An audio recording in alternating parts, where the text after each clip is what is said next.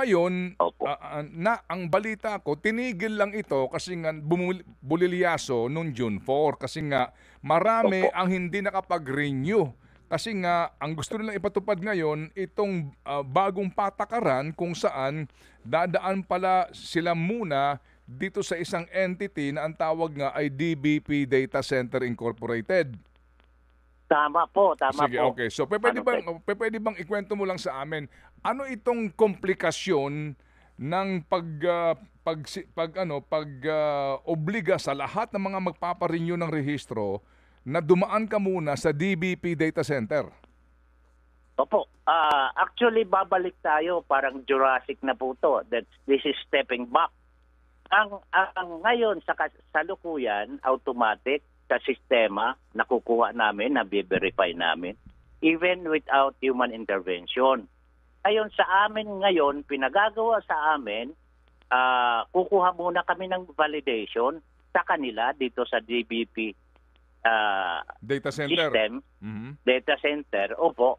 Tapos kukuha kami ng certification, ng certificate na ang certification ng validity. Tapos i-preprint namin, ibabalik kasabay na sa COC, Certificate of Cover or COI ng insurance. Dapat naka-attach po yan ang validity nila.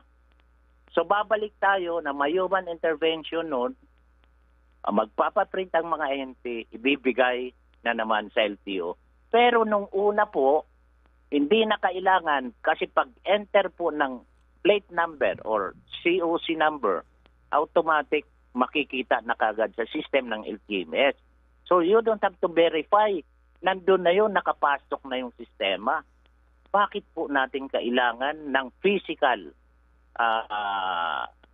online pre-validated paper dito sa DBP DIC?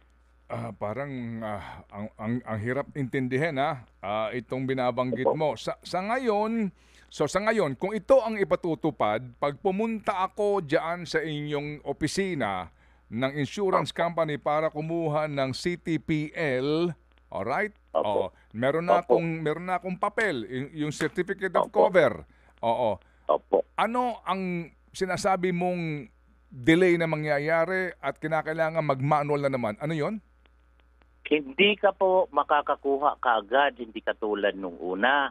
Kasi ang una mong papasukan, itong pre-validated ng motor vehicle data. Sinong gagawa nun? Kukuha ka muna. Pag mayroon ka na nito, i-preprint mo, tapos pag print mo, saka ka lang mag-proceed ng CTPL process ng insurance. So magtatagal, lalong magtatagal po ito. Sinong kukuha nun? Yung sinasabi mo na kukuha ka, sino yon? Sinong kukuha? Ang inuutusan nila, ang ahente daw, ang kukuha muna ng data. Kasi kami ang may access sa kanila. Oo.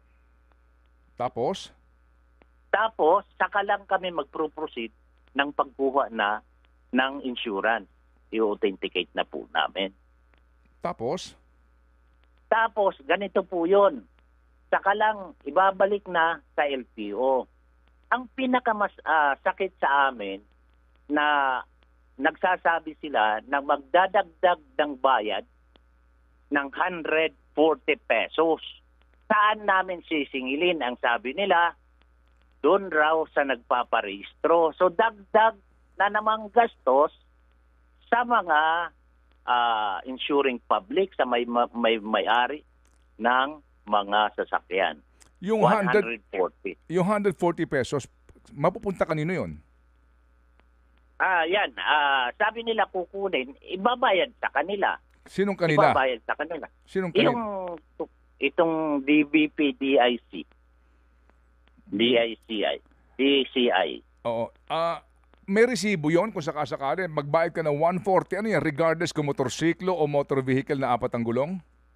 Opo. Ang kaso, kasi sabi nila itong DBP DCI is a government controlled corporation.